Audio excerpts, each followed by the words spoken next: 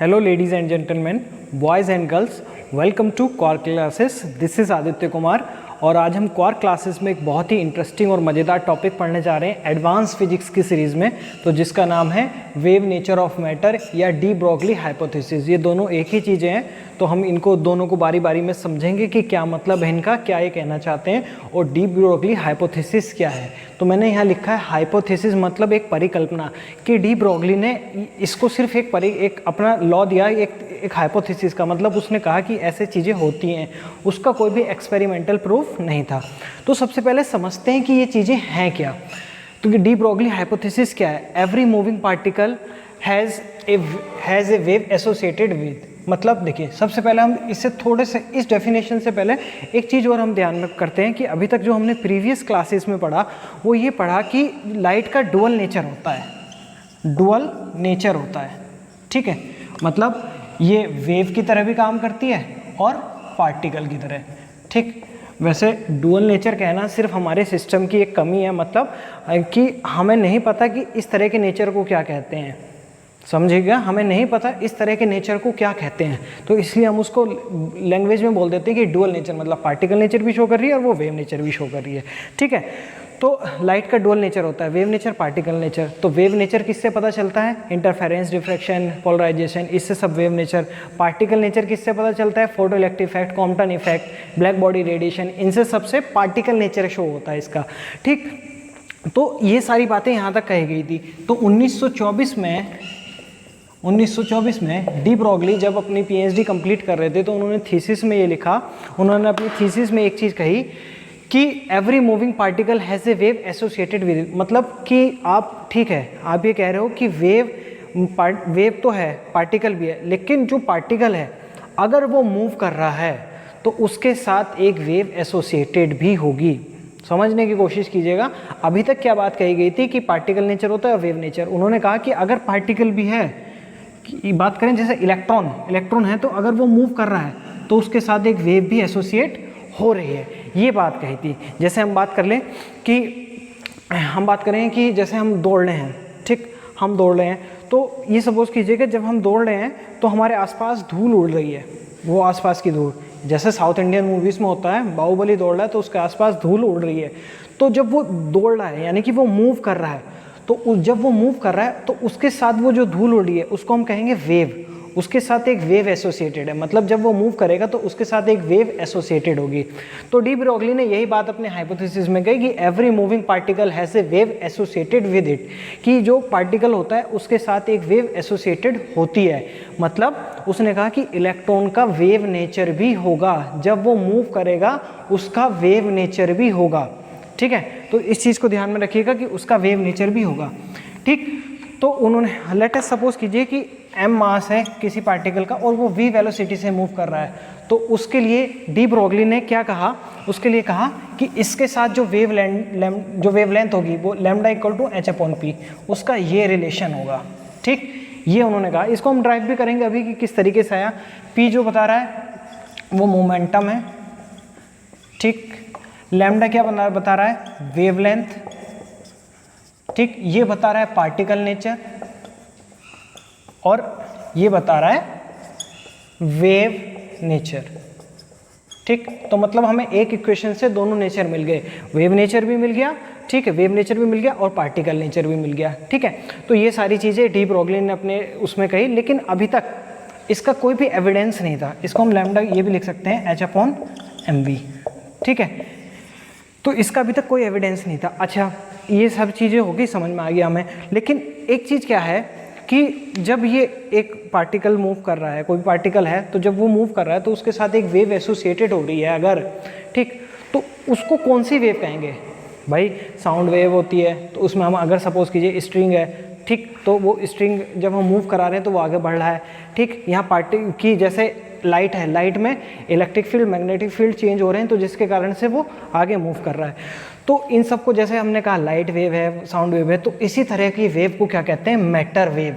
Matter जो स्थान घेरता है, जो स्पेस घेरता है, हम सब कुछ मैटर है, ये मार्कर मैटर है, ये बोर्ड मैटर है, एवरीथिंग इज द मैटर, ठीक है, सब कुछ मैटर है, मतलब जो पार्टिकल की तरह व्यवहार कर सकता है।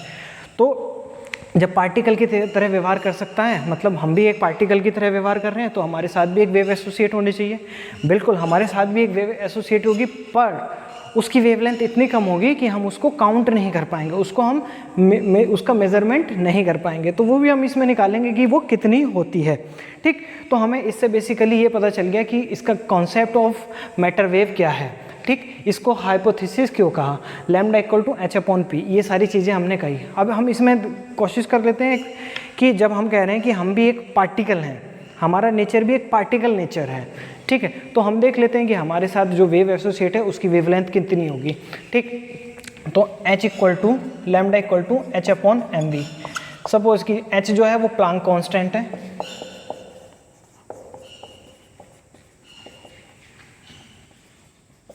ठीक। एक चीज़ और यहाँ मैं अभी बताना चाहूँगा कि डी ब्रोगली ने अपनी उसमें जब थीसिस थी तो उसमें एक चीज़ और इन्होंने बड़ी सुंदर कही थी, बहुत ही अच्छी चीज़, कि ये जो यूनिवर्स है, ठीक है, universe have a symmetry, universe की एक सिमेट्री है, मतलब आप मास से एनर्जी में कन्वर्ट कर सकते हैं, एनर्जी को मास में कन्वर्ट कर सकते हैं। ठीक है, उसी के बाद उन्होंने ये सारी चीज़ें दी। ठीक, h प्लांक कांस्टेंट है, तो h की वैल्यू हो गई 6.626 इंटू 10⁻⁻34 जूल सेकेंड। ठीक, m मास मान लीजिए, सपोज कीजिए कोई 10 किलोग्राम है मास, 10 kg, और v वेलोसिटी है 100 मीटर पर सेकेंड। हमने सपोज किया है, सिर्फ हमने 10 किलोग्राम का एक मास मान लिया, तो हमने यहाँ रखा lambda equal to 6.626 into 10⁻⁻34 m 10 v कितना ये रखा। ठीक, तो ये कितना आ जाएगा 6.626 इंटू 10⁻⁻37, ये ऊपर पहुँच जाएगा -30। तो आप देख रहे हैं मीटर कितने कम ऑर्डर की वेवलेंथ है। हम अभी तक कितना मेजरमेंट कर सकते हैं भाई, हम एंगस्ट्रॉम तक कर सकते हैं, ठीक है, नैनो एंगस्ट्रॉम तक हम ये बात करते हैं ना, एंगस्ट्रॉम, ठीक, हम, लेकिन इतनी छोटी वेवलेंथ हम अभी तक मेजरमेंट नहीं कर सकते उसका। तो इसलिए हम कहते थे कि इसकी वेवलेंथ इतनी छोटी है कि हम इसका मेजरमेंट नहीं कर सकते हैं किसी भी तरीके से। तो इसलिए जो हमारे साथ वेव एसोसिएटेड होती है वो बहुत छोटी होती है, जिसको अभी तक हम डिटेक्ट नहीं कर सकते हैं। अब इसी तरीके से हम इसमें एक चीज़ लेते हैं कि ये सारी चीज़ें तो हो गई, जैसे हमने कहा कि मास जो था वो 10 किलोग्राम है। अब हम बात करते हैं इलेक्ट्रॉन लेवल पे, ठीक, कि जब इलेक्ट्रॉन का जो मास है उस लेवल पे क्या हम उसको वेव को एसोसिएट कर सकते, उसको वेव को देख सकते हैं। तो हम यहाँ देखते हैं कितना क्या सारी चीज़ें दोबारा से। ठीक, h प्लांक कांस्टेंट हो गया, इसकी वैल्यू 6.62 इंटू 10⁻⁻34 जूल सेकेंड। ठीक, m मास 9.1 इंटू 10⁻⁻31। ठीक, ये लगभग इसका मास है, हमने माना 9.1 इंटू 10⁻⁻31 मास है। ठीक है, अब जो वेलोसिटी है लगभग 10⁻6 मीटर पर सेकेंड, इलेक्ट्रॉन की वेलोसिटी हमने माना कि इतनी होगी, बहुत सी बुक्स में 10⁻4 भी लिखी है, तो हम ये सारी वैल्यू यहाँ पुट करते हैं। ठीक, तो 6.62 इंटू 10⁻⁻34 अपॉन 9.1 इंटू 10⁻⁻31 इंटू 10⁻6। ठीक है, ये अब इसे देखेंगे, ऊपर गया ये 6.62 इंटू 10⁻⁻34 प्लस 31 माइनस 6। ठीक है, तो ये हो गया 40 में से गए लगभग ये बचा 9 अपॉन नीचे चल रहा है 9.1। ठीक, तो ये इसको लगभग 9.1 या इसको 9 बोल लीजिए, तो जो ओवरऑल आंसर आएगा मैं वो लिख देता हूँ कि लगभग आंसर जो है हमारा कितना आएगा, लगभग आया, इसको डिवाइड करके 7.33 इंटू 10⁻⁻9। तो देखिए यहाँ जो ऑर्डर आया है बेसिकली, ठीक है, वो लगभग कितना आया है, हाँ सॉरी 10⁻⁻9 नहीं, 10⁻⁻10 होगा, ये 31 है ना। ठीक है, एक मिनट, ये हो गया 4, नहीं 9 आएगा, ठीक है 9 आएगा। ठीक, तो ये हो गया 9। ठीक, तो आप देख रहे हैं लगभग एंगस्ट्रॉम के लेवल की है यहाँ पे। ठीक है, हम बात करें, ठीक है, तो इसको हम इतना भी लिख सकते हैं 0.733 इंटू 10⁻⁻10, यानी कि 0.73 एंगस्ट्रॉम।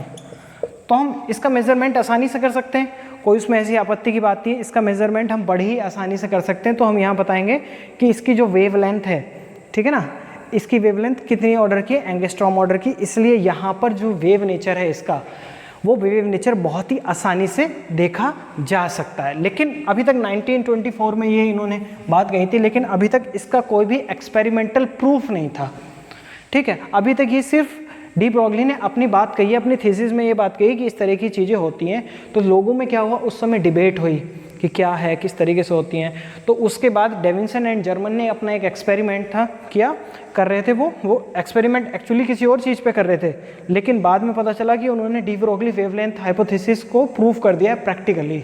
वो कहते हैं ना, जब ब्रह्मा जी ने नोबेल लिखा था उनकी किस्मत में, तो उन्हें नोबेल मिलना था चाहे कोई भी कमी आई, ठीक।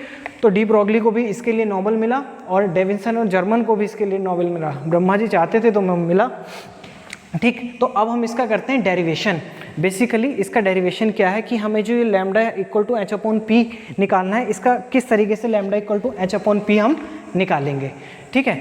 तो हम इसमें जब पी निकालते हैं, ठीक है, तो हम इसका डेरिवेशन करते हैं अभी कि किस तरीके से इसका डेरिवेशन करेंगे। डेरिवेशन हम यहाँ डालते हैं, ठीक है। आपको मुझे लगता है ये समझ में आ गया होगा कि क्या है डी ब्रॉगली हाइपोथेसिस और मैटर वेव क्या है, ठीक है। हमने इसको डी ब्रॉगली हाइपोथेसिस डेरिवेशन, ठीक। हाँ, तो बहुत ही इजी वे में हम इसको करने की कोशिश करेंगे, ठीक है। तो प्लांक्स ने अपने उसमें कहा था कि जो फोटोन है उसकी एनर्जी होती है according to Planck, photon energy equal to h d, इसको कहा। और energy mass relation, mass relation जो आइंस्टाइन ने दिया था, उन्होंने भी क्या कहा, E equal to m C square. इसको हमने इक्वेशन 2 कहा, तो 1 इक्वल टू 2, तो M C square equal to H nu, ठीक। M C square equal to H nu. Nu हम जानते हैं, nu equal to C upon lambda. Nu जो है वेवलेंथ है, तो M C square equal to H upon C upon lambda. तो C से सी कैंसिल आउट हो गया यहाँ पे, ठीक है। तो अब यहाँ बचा m c equal to H upon lambda. Lambda को हमने इधर रख दिया और ये हुआ एच अपॉन एम सी, ठीक। If c is the velocity, so we can say lambda equal to H upon p, p equal to m c, ठीक। तो यही हमारा रिलेशन था, ये रिलेशन था डी ब्रॉगली रिलेशन, ठीक। तो ये पार्टिकल नेचर शो कर रहा है, ये वेव नेचर हमारा शो कर रहा है, ठीक। तो बेसिकली हमारा ये रिलेशन आ गया डी ब्रॉगली का, ठीक है। अब ये रिलेशन आ गया, ठीक। अब इससे पहले एक थोड़ी सी बात और कर लेते हैं कि हम थोड़ा थियोरेटिकली और जान लेते हैं कि क्या ये लगभग बोहर का जो मॉडल है, ठीक, उसको भी सेटिस्फाई कर रहा है या नहीं कर रहा। मुझे लगता है यहाँ तक आपको बहुत ही क्लियर हो गया होगा कि अब कहते हैं कि यदि मास है और कि उसकी वेलोसिटी v है, जैसे कि हमने स्टार्टिंग में कहा था, तो lambda equal to H upon m v, ये सारी चीज़ें हो जाएंगी, ठीक है। तो अब हम यहाँ से जो चीज़ें समझने की कोशिश करते हैं वो बोहर के मॉडल से हम समझने की कोशिश करते हैं कि बोहर का जो मॉडल था उसमें उसने क्या कहा था, ठीक है। इसी डी ब्रॉगली हाइपोथेसिस को समझने की कोशिश करते हैं कि बोहर ने अपने मॉडल में क्या कहा था। तो बड़ा ही सुंदर और अच्छा कॉन्सेप्ट है, उसको आप ज़रूर याद रखिएगा कि बोहर जो है उसने अपने जो मॉडल है उसमें क्या कहा। तो बोहर ने अपने मॉडल में कहा था कि इलेक्ट्रॉन जो है, इलेक्ट्रॉन, उसने इलेक्ट्रॉन को वहाँ पार्टिकल कंसीडर किया था। ध्यान रखिएगा, इलेक्ट्रॉन जो है वो पार्टिकल है और वो एक फिक्स ऑर्बिट में मूव कर रहा है। तो फिक्स ऑर्बिट जो है उसका एंगुलर मोमेंटम जो है वो L equal to N H upon 2 pi है। L angular momentum equal to N H upon 2 pi, ये according to Bohr model, Bohr's model, ठीक है। बोहर्स मॉडल ये कहा कि जो इसका एंगुलर मोमेंटम है इलेक्ट्रॉन का वो एन एच अपॉन 2 पाई है। एन जो है एक फिक्स नंबर है जिसकी वैल्यू 1 2 3 4 5 6 7 8 9 कुछ भी हो सकती है, ठीक। तो इसमें इलेक्ट्रॉन मूव कर रहा है। अब हमने कहा कि जो इलेक्ट्रॉन है हम बात कर रहे हैं कि इलेक्ट्रॉन का जो नेचर है वो हम यहाँ पे डी ब्रोगली के हिसाब से कह रहे हैं कि वो वेव नेचर भी है। पार्टिकल तो है ही है, पहले से हमने कहा कि पार्टिकल है, लेकिन electron has a wave nature, उसका वेव नेचर भी है, यही हाइपोथेसिस है। तो वेव नेचर है तो वो यहाँ मूव कर रहा है, सपोज कीजिए एक फिक्स ऑर्बिट है तो यहाँ मूव कर रहा है, स्टेशनरी वेव बननी है। तो स्टेशनरी वेव कहीं उसमें परफेक्ट नोड होंगे, कहीं एंटी नोड होंगे। तो हमने कहा यहाँ नोड होगा, ये जगह हमने चिन्हित कर ली, तो यहाँ पे नोड होगा, ठीक। तो वेव कुछ इस तरीके से ट्रेवल कर रही होगी,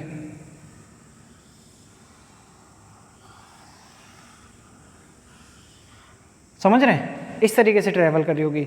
या ये हो सकता है कि वो, मैं बताने की कोशिश करूं कि वो शायद इस तरीके से ट्रेवल कर रही हो।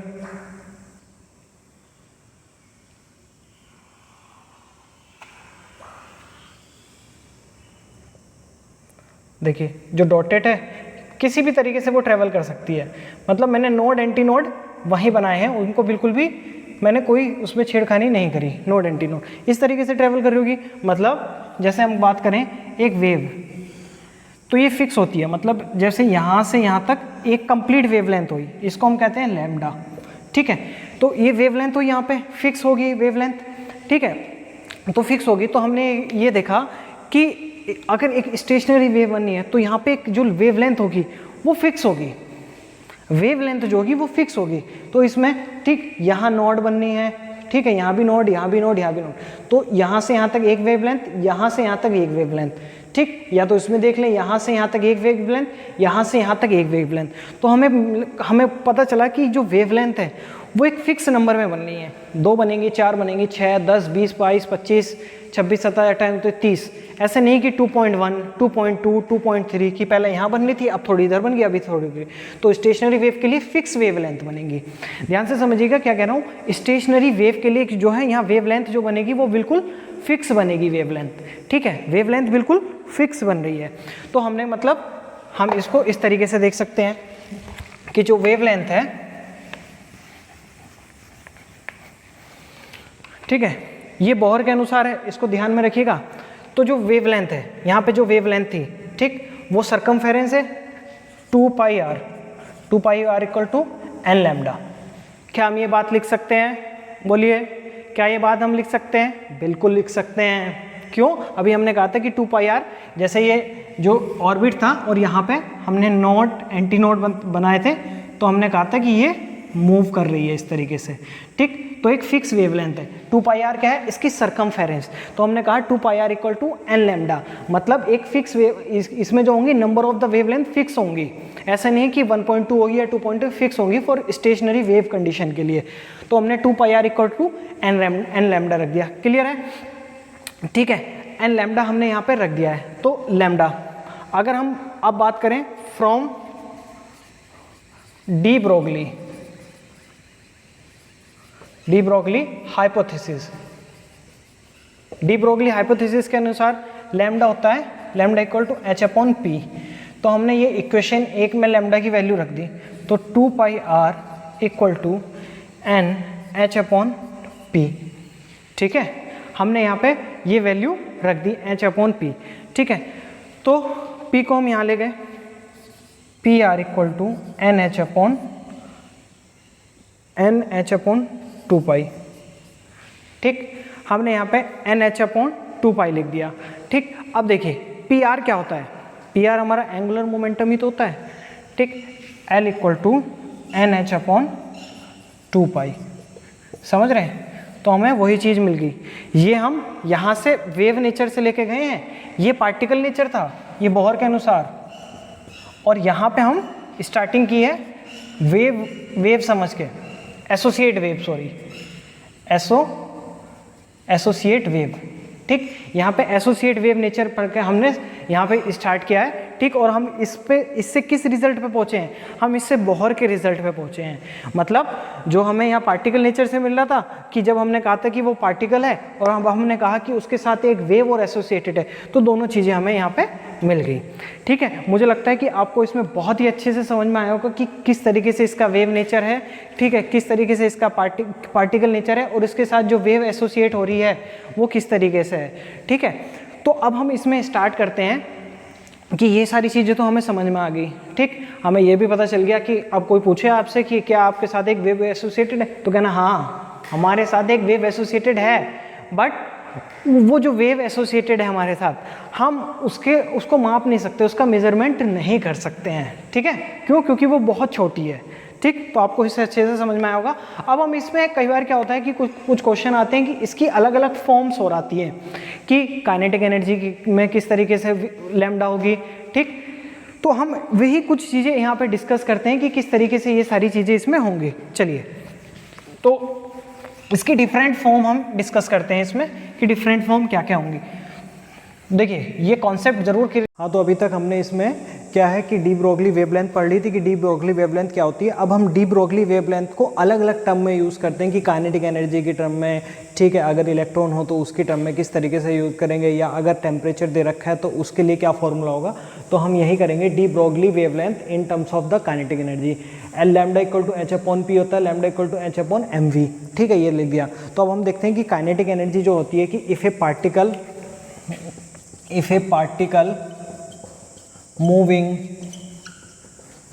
moving mass m and velocity v, तो उसकी काइनेटिक एनर्जी होती है, kinetic energy equal to half m v square, ठीक है, काइनेटिक एनर्जी होती है।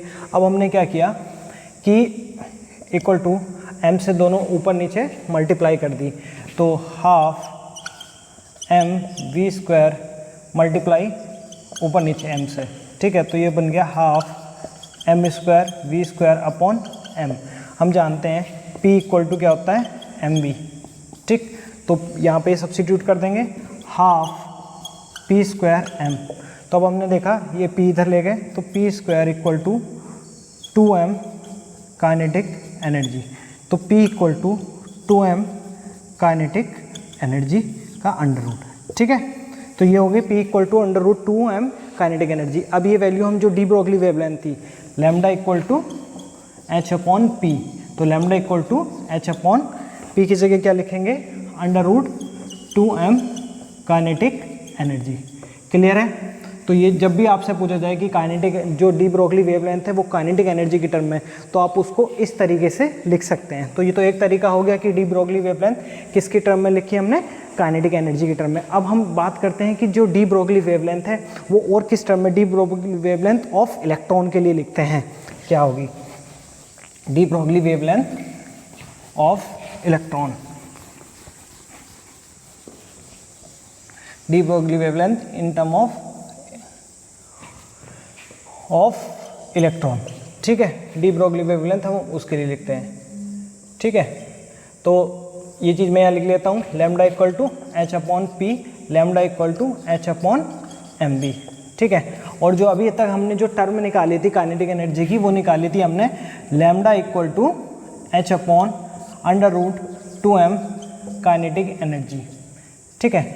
सपोज कीजिए कि जो हमारा इलेक्ट्रॉन है, ठीक है, वो रेस्ट में है, उसको v पोटेंशियल दिया हमने, ठीक है, एक्सीलेट किया हमने, इलेक्ट्रॉन को एक्सीलेट किया फ्रॉम v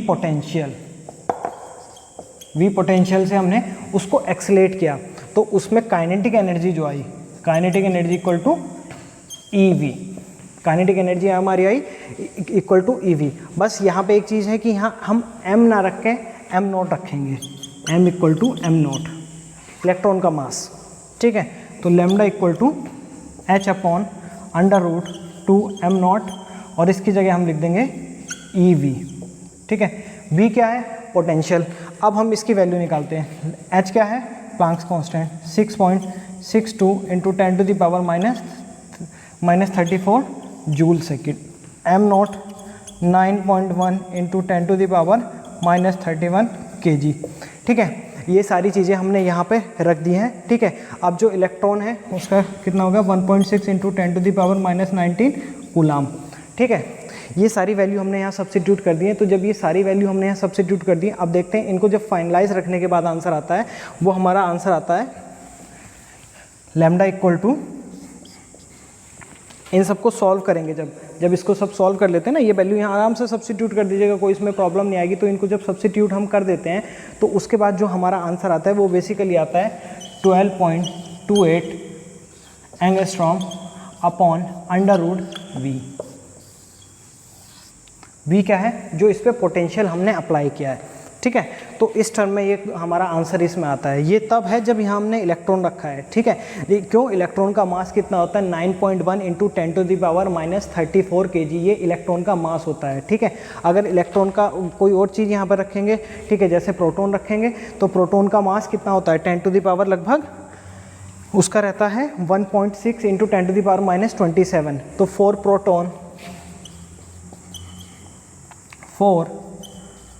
प्रोटॉन तो m होता है, m की वैल्यू होती है लगभग, जैसे इसमें है 9.1, उसमें होती है 1.6 इंटू 10⁻⁻27 kg।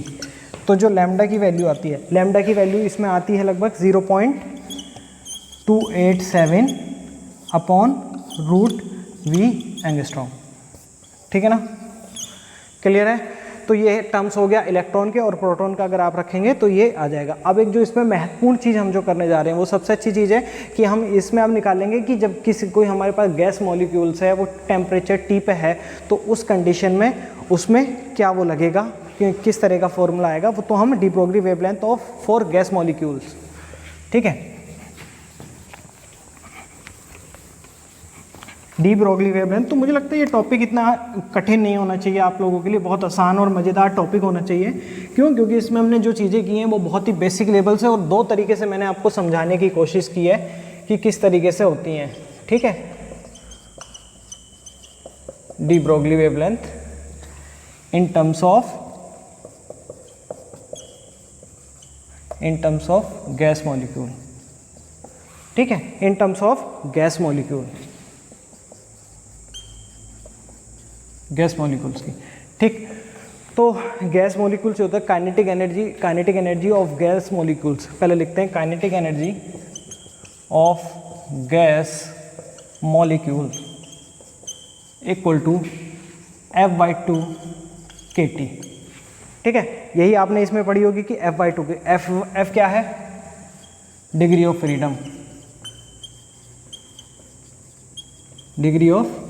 फ्रीडम, K क्या है, बोल्ट्जमैन कांस्टेंट, T क्या है, टेम्परेचर इन केल्विन, ठीक है। तो ये सारी चीज़ होगी, ठीक है। तो काइनेटिक एनर्जी, अब हम यहाँ पे जो मॉलिक्यूल्स लेंगे, हमने कहा कि वो सिर्फ और सिर्फ we have take gas molecule जिसकी डिग्री ऑफ फ्रीडम F है, F equal to 4 degree of freedom है। कुछ भी ले सकते हैं, कोई इसमें ऐसी बात नहीं है कि आप की डिग्री ऑफ फ्रीडम, जैसे हमने मोनोएटॉमिक गैस के लिए ले लिया, डायटोमिक के लिए ले सकते हैं, जो जिस हिसाब से आप अलग अलग गैस लेंगे उसी हिसाब से आपका ये डिग्री ऑफ फ्रीडम चेंज हो जाएगा। तो हमने यहाँ जो लिया है F equal to 3 for monoatomic gas, हमने मोनोएटॉमिक गैस के लिए ले लिया। तो हमने देखा कि काइनेटिक एनर्जी क्या होती है मोनोएटॉमिक गैस की, वो होती है F degree of freedom 3/2 kT, ठीक है। ये अब हमें पता है कि जो काइनेटिक एनर्जी का रिलेशन है वो क्या है, lambda equal to h/√2m kinetic energy, ठीक। तो lambda equal to h/2m into 3/2 kT, 2 से 2 कैंसिल आउट, तो यहाँ बचा lambda equal to h/√3m kT, ठीक है ना। तो ये हमारा रिलेशन आ गया किसके लिए, कि जब हमारा गैस मॉलिक्यूल्स है, ठीक है, टेम्परेचर T। तो ये कई बार पूछ लेता है, क्वेश्चन आ जाता है कि in term of the gas molecules, या कोई क्वेश्चन दे दिया कि टेम्परेचर इतने पे है, गैस इतना है, तो उसकी वेवलेंथ निकालिए, उससे एसोसिएटेड वेवलेंथ। तो ये बड़ा यूज़फुल होता है उस समय।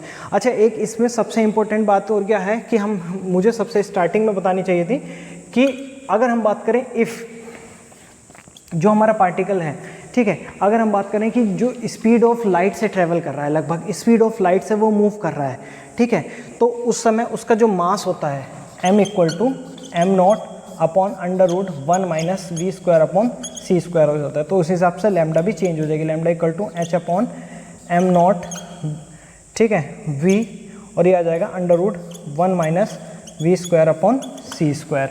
ठीक है, V square upon C square, तो लैम्डा आ जाएगा हमारा, लैम्डा इक्वल टू ये आ गया H under root 1 minus V square upon C square upon under root 1 minus V square upon, एक मिनट, sorry upon under root M nought V. ठीक, तो जो हमारा फॉर्मूला होगा, जो लैम्डा होगा, वो ये बन जाएगा। ये किसके लिए है? इन द बहुत कि जो पार्टिकल्स नियरली लाइट की स्पीड से ट्रैवल कर रहा है। ठीक है, तो ये जो है ये कंप्लीट डेरिवेशन हो गया डी ब्रोगली वेवलेंथ का, कि डी ब्रोगली वेवलेंथ क्या होती है, कैसे कैसे उसको निकाला गया, जो हाइपोथेसिस था। ठीक है, उसके ये तो सिर्फ एक थ्योरेटिकल कॉन्सेप्ट है जो डी ब्रोगली ने अपना थ्योरेटिकल कॉन्सेप्ट दिया, बट इसको माना तब गया जब डेविसन और जर्मन ने इसका एक्सपेरिमेंटल प्रूफ दिया, तो उसके लिए उन दोनों को नोबेल प्राइज़ भी दिया गया। तो हम होपफुली ये कोशिश करेंगे कि नेक्स्ट वीडियो हम उसके लिए भी बनाएं, डेविसन एंड जर्मन जो एक्सपेरिमेंट है। आई होप आपको ये बहुत अच्छे से समझ में आया होगा, बहुत अच्छी तरह से। बाकी अगर आपको कुछ भी लगता है, कोई भी प्रॉब्लम है, तो कमेंट सेक्शन में आप बता दीजिएगा, मैं उसको सॉल्व करने की कोशिश करूँगा। सो चैनल देखते रहिए। Thank you very much.